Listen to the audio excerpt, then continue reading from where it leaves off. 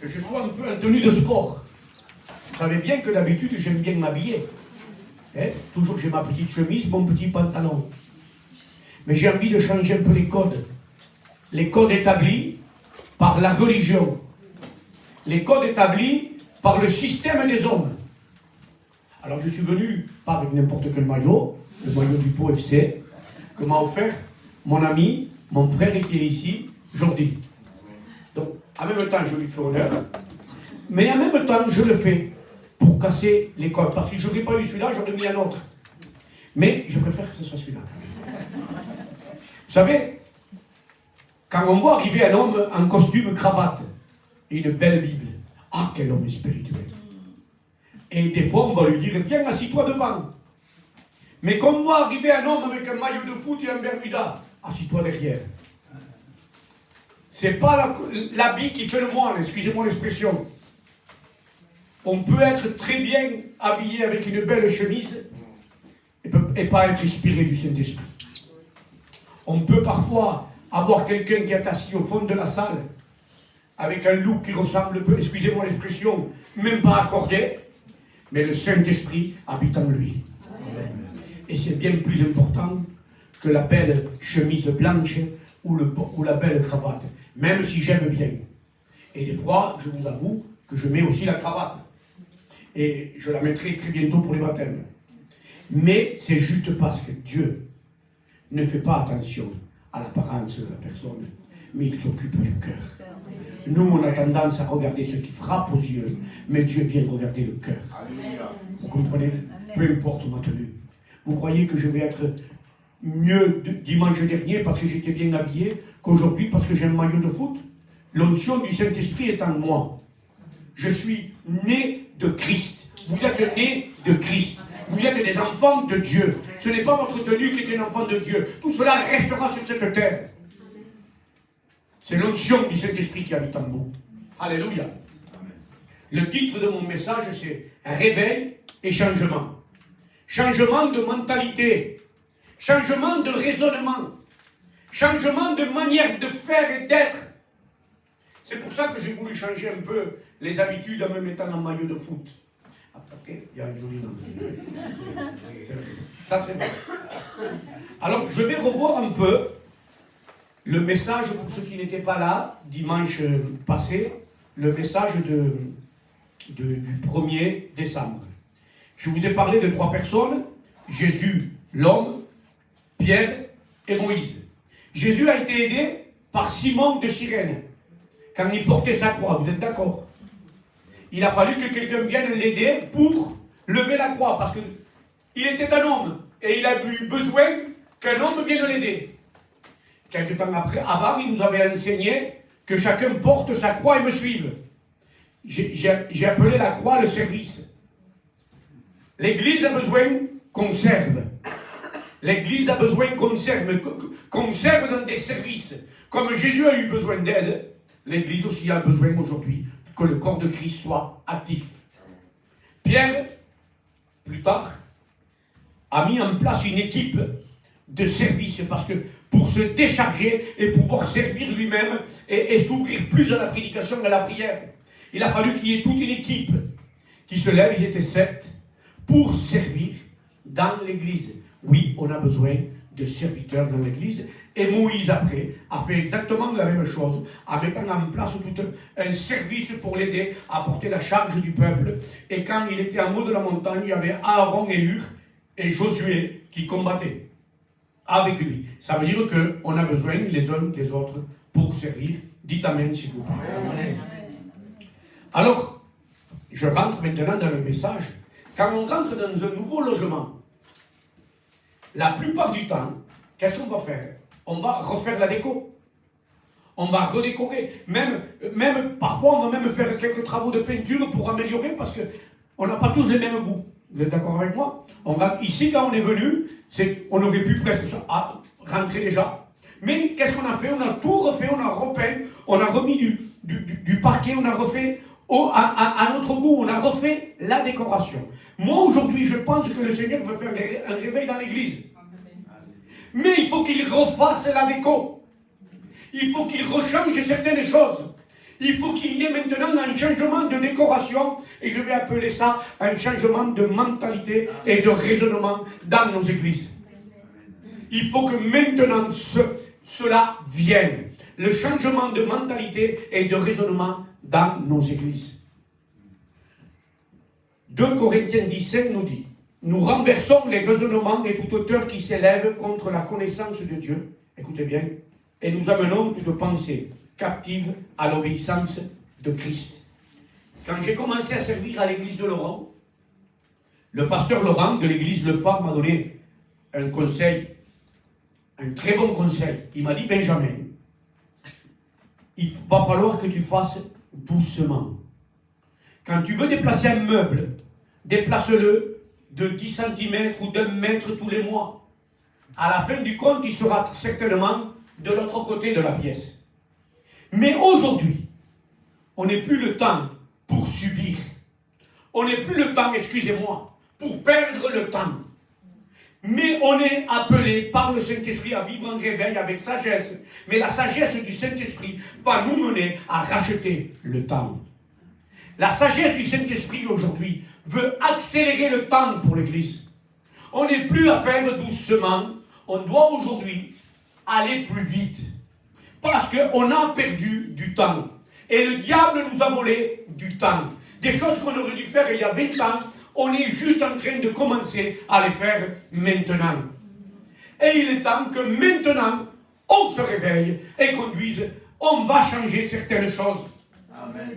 Luc 14, 28 nous montre, le Seigneur nous enseigne qu'un homme doit construire une tour, mais qu'avant de construire la tour, il s'assoit pour réfléchir comment il doit faire. Oui, c'est vrai qu'il faut s'asseoir et qu'il faut réfléchir. Mais ça ne veut pas dire qu'il faut s'arrêter, réfléchir pour avoir une action. Parce que le réveil égale une action. Le réveil, ce n'est pas juste s'asseoir et ne rien faire. Le réveil appelle une action. Oh, sinon, il n'y a pas de réveil, c'est pas vrai. Nous voulons un réveil, il faut donc que ça bouge. Nous voulons un réveil, donc il faut qu'on commence à faire. Nous voulons un réveil, il faut qu'il y ait des choses qui changent. Nous voulons changer le monde. Oui, amen. Mais il faut qu'on se mette en action. Ephésiens 5,16 nous dit, rachetez le temps, car les jours sont mauvais. Et je vous lis aussitôt, Romains 13, verset 11. Cela importe d'autant plus que vous savez à quel temps nous sommes. C'est l'heure de vous réveiller enfin du sommeil. Car maintenant le salut est plus près de nous que lorsque nous avons cru. La nuit est avancée, le jour approche. Écoutez bien. Dépouillons-nous donc des œuvres des ténèbres et revêtons les armes de la lumière. Il est temps qu'on se défasse de tout ce qui vient bloquer. Il faut qu'il y ait vraiment un changement et qu'on puisse combattre les œuvres de ténèbres, amen, et qu'on soit revêtu de la lumière du Saint-Esprit pour faire avancer les choses. Peu importe la manière, il faut qu'il y ait un changement de mentalité, changement de manière et de ne pas regarder, écoutez bien, l'apparence, le costume de l'homme. Ne regardez pas le jogging des gens, mais le cœur, je vous le répète. Certaines manières vont être différentes que celles que on nous a appris. Mais peu importe. Ce qui est important, c'est pas que les gens prêchent comme moi. C'est pas que les gens prêchent comme on m'a appris. C'est pas ça le plus important. Peu importe la manière que les gens prêcheront ou apporteront la parole. Ce qui compte, c'est que leur cœur est prêt pour aller sauver les gens. La manière, c'est pas grave. Un, il fera d'une manière, l'autre, il fera d'une autre. Je suis en train de voir qu'il y a pas mal de jeunes prédicateurs de rue, ils sont en Bermuda. Il y a 20 ans ou 30 ans en arrière, ils ont été visés comme ça par l'Église. Ils prêchent la parole de Dieu avec un Bermuda, arrière de moi. Et ces hommes en Bermuda, pris pour les gens, il y a des miracles et des prodiges. Il y a un homme que j'ai regardé avec des rastas en Amérique, où il met la main, il y a un miracle qui se crée, il y a une guérison. La Bible ne fait pas le moine, les gars. Excusez-moi de parler comme ça. La Bible ne fait pas les moines. On peut être avec des rastas, un bermuda, des tongs. Le Saint-Esprit habite en nous. Ce n'est pas ton habit qui fait le miracle, c'est celui qui habite en toi. Vous comprenez ça? Il faut qu'aujourd'hui, il y ait des changements. Quand je suis rentré dans l'église de Laurent, c'est une église qui existait à peu près depuis une trentaine ou quarantaine d'années, je ne sais pas, peut-être plus. Bien sûr que le conseil de mon frère était bien important. C'était bien ce qu'il m'a dit, qu'il fallait faire doucement, parce que c'était une église qui a 50 ans. Mais la nôtre, elle débute. Donc la nôtre, elle ne doit pas être comme celle de 50 ans. Nous, on est là, on est des speeders, man. Non, pas des speeders, Speedy Gonzalez. Vous connaissez Speedy Gonzalez? Nous, il faut qu'on aille vite. Parce qu'on est l'église des derniers temps.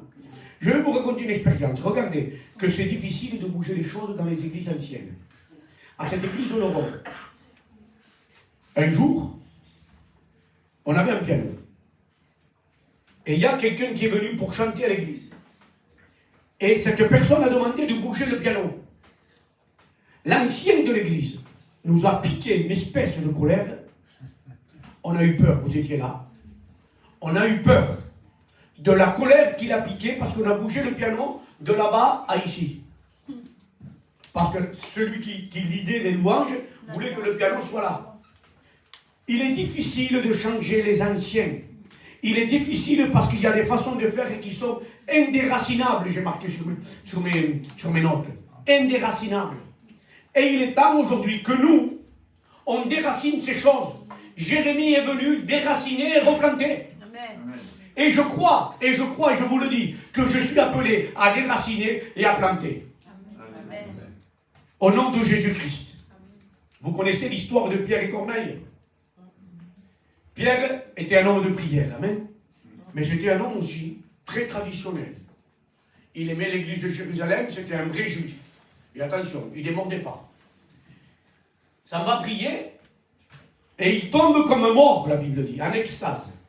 Et là, il a la vision d'une nappe. Vous connaissez l'histoire, certainement, vous l'avez tous entendu.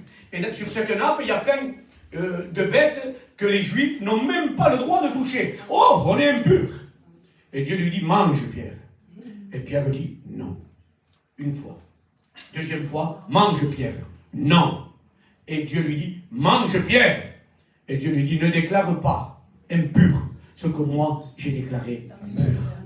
Il a fallu qu'il vienne le secouer dans ses traditions pour qu'il puisse accepter du changement. Et là, on frappe à la porte. Tac, tac, tac, tac. Là, il y a des militaires qui arrivent. Pierre, on t'appelle là-bas. Il y a Corneille qui t'appelle. Et là, il va chez Corneille. Il va chez Corneille. Il commence à prêcher l'évangile.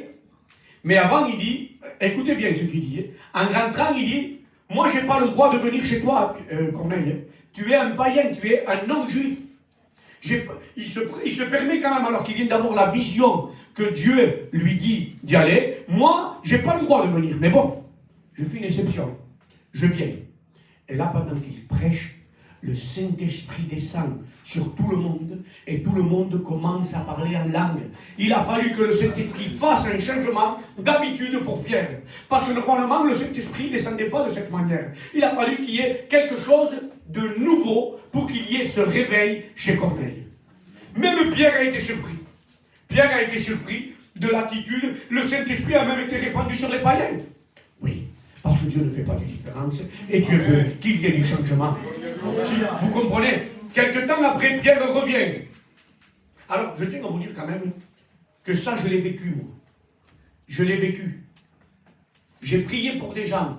Ils ont reçu le parler en langue et j'ai été repris par des pasteurs parce que je ne faisais pas partie de leur mouvement. Ils sont venus me reprendre à 7. Pas 7 pasteurs. Comme si, il a reçu le prendre en langue, c'était quand même grave ce que j'ai fait. Vous comprenez? Il a reçu le prendre en langue, j'ai prié pour une personne, parce qu'il m'avait appelé, il reçoit de Dieu, 7 pasteurs viennent me reprendre, ils me disent, c'est pas bien ce que tu veux, vous savez qu'est-ce que je leur ai dit? J'ai tapé sur la table et je leur ai dit, vous êtes le Sanhédrin. Je leur ai dit que c'était le Sanhédrin. Exactement ce que Jésus et Pierre et Paul ont vécu, je l'ai vécu aussi. Alors, quelques temps après, qu'est-ce qui se passe? C'est que Pierre, revient à Jérusalem. On le lit Acte 11, versets 2 et 3. Et lorsque Pierre fut monté à Jérusalem, écoutez bien, les fidèles circoncis, ce sont des gens fidèles, lui adressent des reproches. Tu es entré chez des incirconcis et tu as mangé avec eux. Ils sont en train de dire, qu'est-ce que tu as fait là? Pourquoi tu as été là-bas chez des païens? Tu n'as pas le droit de faire ça. Je l'ai vécu. J'ai vécu exactement la même chose. Ils sont en train de faire des reproches à Pierre et Pierre doit se justifier et expliquer tout ce qu'il a vécu. Il doit expliquer, voilà, il s'est passé ça, j'ai eu une vision, vous savez, tout le tralala, tout le protocole religieux était présent. Avec, je ne sais pas s'ils avaient des robes, mais oui, certains, oui, ils avaient des robes, certainement. Mais là, ça devait être très... Pierre, il devait se sentir... Pourtant, c'était Pierre. Mais tous les anciens sont venus le reprendre avec des reproches, alors qu'il venait de faire une action que Dieu l'avait envoyée. Nous voyons Acte 15:1, je ne le lirai pas, mais juste pour vous le lire, Paul, lui, a vécu aussi ces choses-là. Paul s'est formé un peu tout seul, quelque part. Je vais vous le lire. Et à un moment, il y a des gens qui reviennent aux églises et qui veulent remettre la loi de Moïse chez les chrétiens. Et là, il y a un consul, il y a à Jérusalem, tous les frères, tous les anciens qui se réunissent, encore, vous savez pourquoi? Pour tomber derrière Paul. Pour lui dire, Paul, c'est pas bien ce que tu fais. Tu as changé les choses. C'est pas comme ça. Nous, on est des juifs, on doit procéder de cette manière. Et là, qu'est-ce qu'ils font? Eh bien, ils sont obligés. Ils mettent des règles païennes qui n'étaient pas forcément voulues de Dieu. Ils les mettent, vous savez pourquoi? Pour ne pas faire de scandale et pour apaiser un peu les esprits de ces anciens virulents.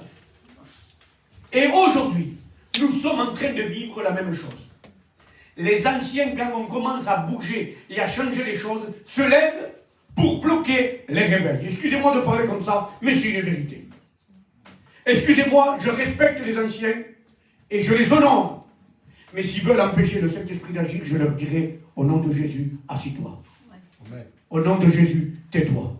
Parce que pour moi, ce sera des tempêtes qui se lèvent contre ce que Dieu veut faire. Vous entendez ce que je vous dis? 1 Corinthiens 11:23 nous dit, car j'ai reçu du Seigneur ce que je vous ai enseigné. C'est que le Seigneur Jésus, dans la nuit où il fut livré, prit du pain. Bon, bref, c'est pour vous dire que ce que Paul faisait, il avait reçu, lui, du Saint-Esprit. Alors, les anciens se permettaient de reprendre Paul et Pierre, alors que les choses venaient du ciel. Et aujourd'hui, beaucoup d'anciens font exactement la même chose. Ils se permettent de reprendre des petits jeunes comme moi, de 51 ans, avec une belle barbe blanche, mais je me sens jeune. Alors, ils se permettent de me reprendre et de reprendre d'autres personnes, parce qu'ils font des choses différentes. Parce que je prêche avec un maillot de foot, par exemple. Certains pourraient dire qu'ils prêchent avec un maillot de foot. Ils prêchent avec des baskets.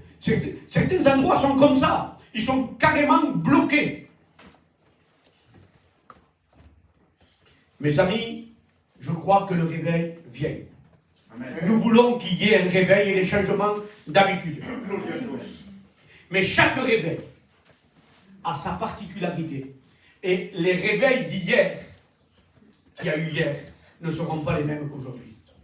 Aujourd'hui, Dieu n'agira pas comme il a agi il y a 20 ans, ou 30 ans, ou 100 ans en arrière. Il va agir en s'adaptant à l'époque que nous vivons. Et Dieu nous demande, non pas de le mettre, lui, à notre manière, mais de nous mettre à la sienne. Amen. C'est pas Dieu qui doit s'adapter à nous, c'est nous qu'on doit dire, Seigneur, agis. C'est à toi de faire et c'est pas à nous. Nous, on suit Dieu. C'est pas Dieu qui doit nous suivre, parce qu'on risquerait de le perdre.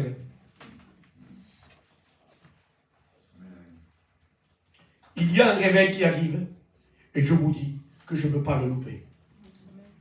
Il y a un grand réveil qui est en train de se préparer.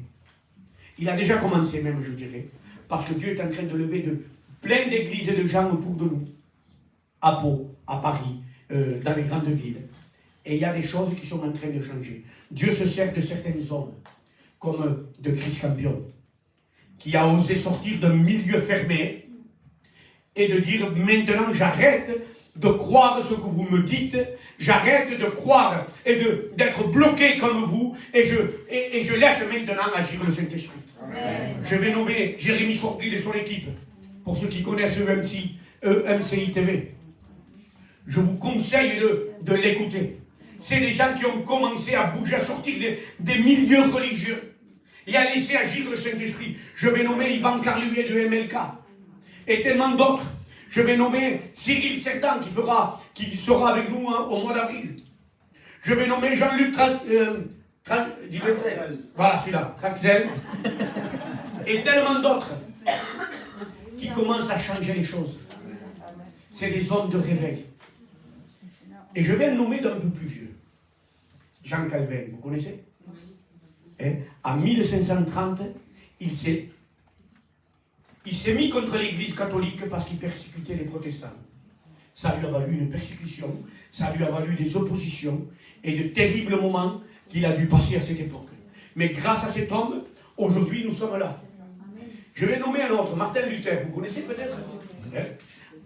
Le 31 octobre 1517, il est venu poser à l'église en Allemagne, à l'église à la ville de Winterberg, il est venu poser 95 thèses sur une porte de l'église en disant voilà les 95 choses qui doivent changer. Voilà 95 choses que vous faites qui ne sont pas à la gloire de Dieu. Cet homme, Martin Luther, s'est levé contre un système religieux. Et de là, nous sommes ici. Parce que c'est lui qui a commencé à être un protestant contre le système religieux catholique de l'époque. Il est venu dénoncer que les indulgences religieuses, et il est venu affirmer que le salut, on le recevait par grâce et non pas avec de l'argent. Et il est venu défaire les finances catholiques. De ce fait, vous savez qu'est-ce qu'il a vécu? Des persécutions et il a été excommunié par l'Église. Il a dû partir du pays. Voilà quand on se lève contre un système et qu'on veut que les choses bougent et que les choses changent. Quand on veut que les choses changent et quand on comprend que les choses doivent changer, forcément il y aura des gens qui se lèveront contre toi, qui ne peuvent pas le comprendre. Plus près de nous, le réveil pentecôtiste, vous connaissez peut-être, c'est un réveil qui a eu lieu aux Los Angeles, en Californie, en 1906, avec le pasteur afro-américain William Joseph Seymour. Né le 2 mai 1870, décédé le 28 septembre 1922. Cet homme était de confession à la base baptiste, d'une religion calme, tout cadré. Alors là, il ne faut pas bouger un pied. Si tu le bouges, on te le coupe. Alors faites attention, ne bougez pas les pieds. Il a commencé à descendre l'onction sur lui. Une onction du Saint-Esprit tellement forte, où il posait les mains, les guérisons étaient là. Alléluia, dites Amen. Où il posait les mains, le Saint-Esprit descendait et les gens parlaient en langue. Où il posait les mains, les démons sortaient. Alléluia. Mais ça lui a valu des persécutions et des critiques. Écoutez bien, à l'époque, les médias se sont levés contre lui. Les théologiens chrétiens se sont levés contre lui et ils ont dit, c'est un scandale ce que fait cet homme. Et aujourd'hui, c'est par rapport à lui que nous nous appelons des pentecôtistes. Mais nous sommes des pentecôtistes, on dirait, qui ronflent. Vous ne ronflez pas? Non, non, non. Amen. Que Dieu soit loué. Persécution s'est levée contre lui. Joseph Seymour est considéré comme le fondateur du pentecôtisme. C'est grâce à cet homme qui lui a aimé, ça lui a valu des persécutions.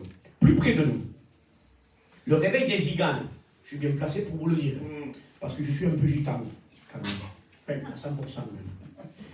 En 1950, ce réveil a commencé. Mais dans notre région, ici à Pau, c'était un pasteur qui s'appelait Léon Jimenez, dit Cuervo. Et vous savez comment est venu le réveil? Il était chez lui, et là, il a vu dans le ciel une croix, en or, qui s'est faite. Et là, il a appelé toute la famille. Les gitans, on est très famille, vous le savez. Allez, venez, venez les cousins, venez. Regardez la croix, tout le monde a vu cette croix. Et plein de gens se sont convertis par rapport à cette croix qui est apparue dans le ciel. Et aujourd'hui, des centaines de gitans sont convertis grâce à celui qu'on appelait chez nous Cuervo. Vous comprenez? Après est venu un autre homme, Manico, qui a commencé à structurer et à mettre les choses en règle.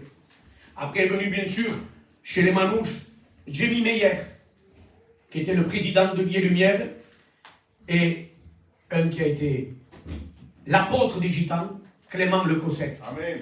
qui n'était pas gitan, mais qui est devenu l'apôtre des gitans. Et une petite anecdote, les premiers manouches qui se sont convertis, ils ont été dans une église traditionnelle à Dédé. Ils ont refusé de les baptiser. Oh non, non, nous on ne vous baptise pas. Hein. Comment? Les gitans vivaient un peu en marge à l'époque. Ils étaient vraiment au fond des bois. Ils n'étaient pas comme aujourd'hui, on est un peu plus civilisés. On ne reconnaît pas votre mariage parce qu'ils s'étaient mariés à la tradition gitane et non à la tradition française, on va dire. On ne peut pas vous baptiser. Ils ont refusé le baptême aux gitans. Vous savez qu'est-ce qu'il a fait, ce gitan? Il a dit, écoutez, vous ne voulez pas me baptiser? Moi, je veux Jésus, je veux marcher avec Dieu. Eh bien, je vais me baptiser tout seul. Ma femme va me baptiser. Et moi, je vais baptiser ma femme. Et ils sont partis dans la rivière et ils les ont baptisés. Et là, le pasteur Clément le Cossec a vu qu'il y avait quelque chose à faire et il les a pris. Et là, il est devenu l'apôtre des gitans. Et si aujourd'hui il y a eu ce grand réveil chez Vie et Lumière, c'est grâce à cet homme qui a défié les systèmes en disant, moi, maintenant, je m'occupe d'eux. Et si aujourd'hui il y a tant de gitans convertis dans toute la France, c'est merci la famille Le Cossec. Que Dieu soit béni. Mais le problème c'est quoi? Ces mouvements aujourd'hui, qui ont été ouverts et qui ont vécu un moment en réveil, se sont fermés. Le problème, il est là. Ils se sont fermés à tout changement alors qu'eux-mêmes ont vécu le rejet, qu'eux-mêmes ont vécu des difficultés pour se faire accepter. Aujourd'hui, eux-mêmes font la même chose que eux, ils ont vécu. Ils rejettent quand il y a un changement et que c'est plus pareil comme eux, ils croient qu'il faut faire. En voulant préserver le réveil, et en voulant bien faire, vous savez qu'est-ce qu'ils ont fait? Ils ont endormi le réveil et ils ont endormi le Saint-Esprit en lui disant, Saint-Esprit, assis-toi. On ne se rend pas compte, mais dans beaucoup d'églises, la façade est belle, mais le cœur est endormi. Il n'y a plus de vie. Aujourd'hui, nous voulons un réveil, mais je vous promets qu'il va être vécu de façon différente.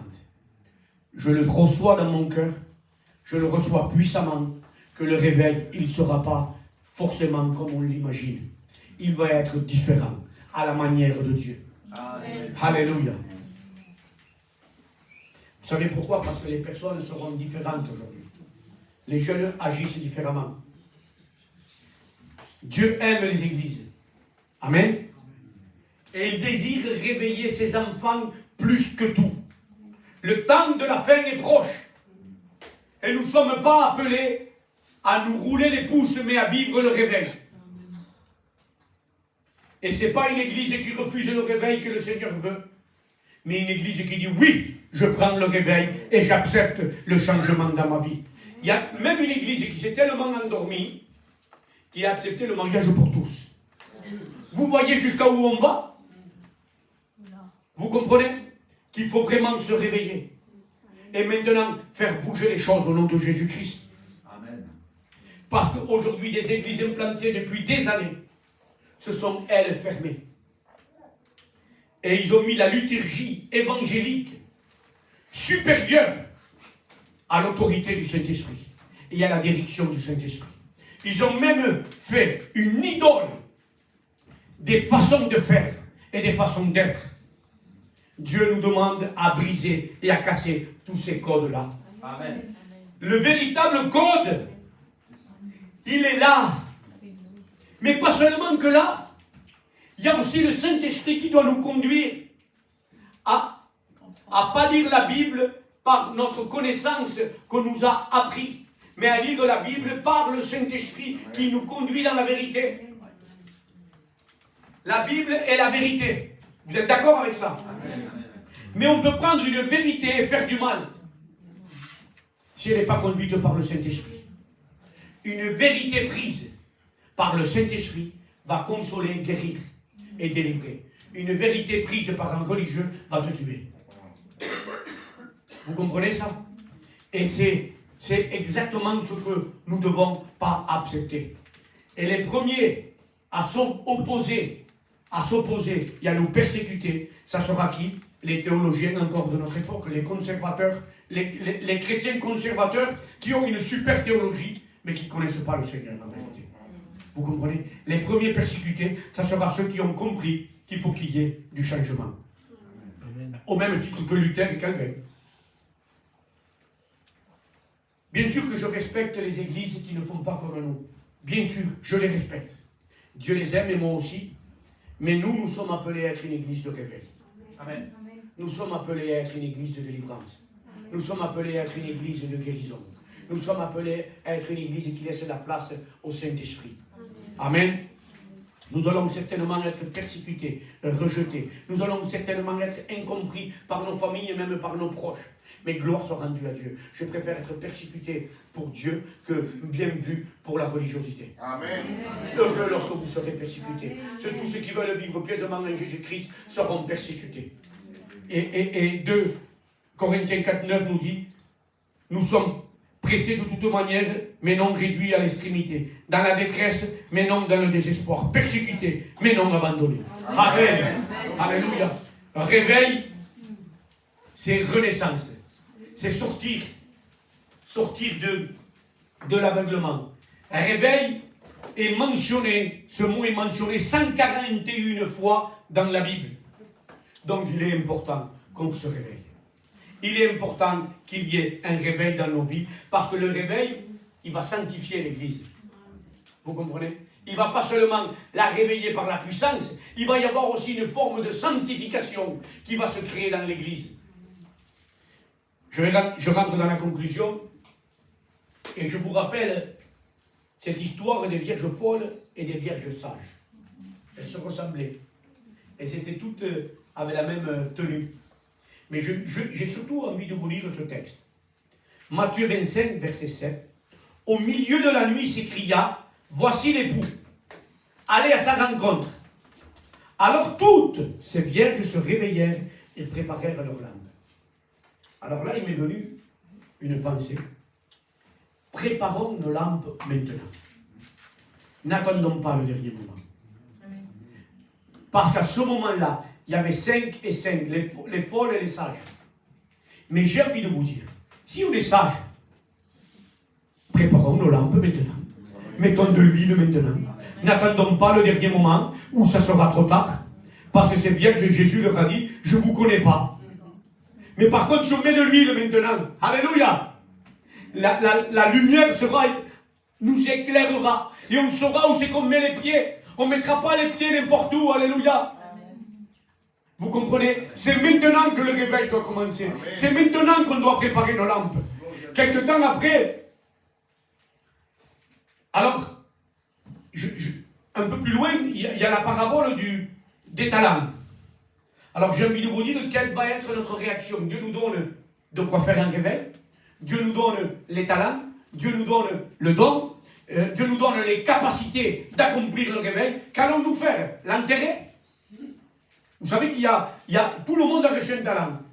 Il y en a qui ont reçu 5 talents, ils les ont fait valoir, ils en ont fait 10. L'autre, il en a reçu 3, il en a fait 6. Mais il y en a un qui en a reçu 1. Et vous savez qu'est-ce qu'il a fait? Vous le savez. Il a été l'enterré. Vous savez pourquoi? Parce qu'il avait la trouille, la Bible dit. Qu'il a eu peur. Par peur, il a perdu, il a enterré, avec peut-être même une bonne intention. On va essayer de garder ce qu'on a. On ne va rien perdre. Mais Dieu ne nous demande pas de ne pas perdre. Il nous demande de faire valoir. Il ne nous demande pas de garder ce qu'on a. Il nous demande de progresser. Dieu nous appelle à faire progresser le talent et le don que nous avons reçu. Tous ici, nous avons reçu quelque chose. Nous avons tous quelque chose pour faire valoir ce réveil. Et nous sommes appelés à le faire progresser au nom de Jésus-Christ. Alors, quelle va être notre attitude? Les églises qui ont eu peur ont enterré le talent. Il y a du monde. L'église catholique, elle est remplie, vous êtes d'accord avec moi? Il y a plein de monde. Certaines églises évangéliques, il y a plein de monde. Ça ne veut pas dire qu'il y a le réveil. Ce n'est pas la quantité qui fait le réveil. C'est la puissance du Saint-Esprit. Vous comprenez? Alors qu'allons-nous faire? C'est la question que j'ai envie de vous poser. Allons-nous enterrer le talent? Allons-nous éteindre le feu du Saint-Esprit?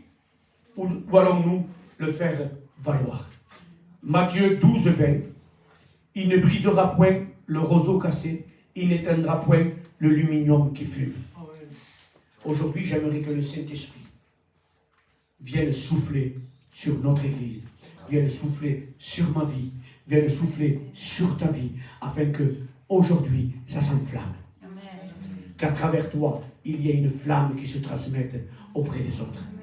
Au nom de Jésus, nous sommes l'Église du réveil. Nous sommes l'Église qui va dire non à l'hypocrisie.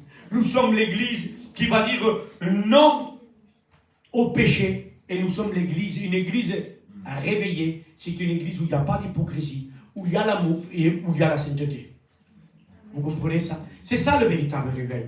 Le réveil, ce n'est pas forcément quand quelqu'un tombe à la renverse, même si des fois, il le faut. Le réveil, ce n'est pas forcément quand il y a des cris, même si des fois, il y a des cris, gloire à Dieu. Le réveil, c'est quand on change de mentalité et de raisonnement. Et qu'on accepte de vivre par le Saint-Esprit. Amen. Je n'irai pas plus loin, mais je crois que notre Église est appelée à vivre ce réveil. Et il y a plein d'églises qui se lèvent pour vivre ce réveil. Alors, c'était la suite du message que j'ai apporté l'autre jour. L'autre jour, c'était « Rentrons dans le service ». Aujourd'hui, vraiment, je crois que l'Église doit se réveiller pleinement. Amen. Et ne pas enterrer nos talents, mais les faire vivre. Vous dites Amen à ça? Amen. Amen.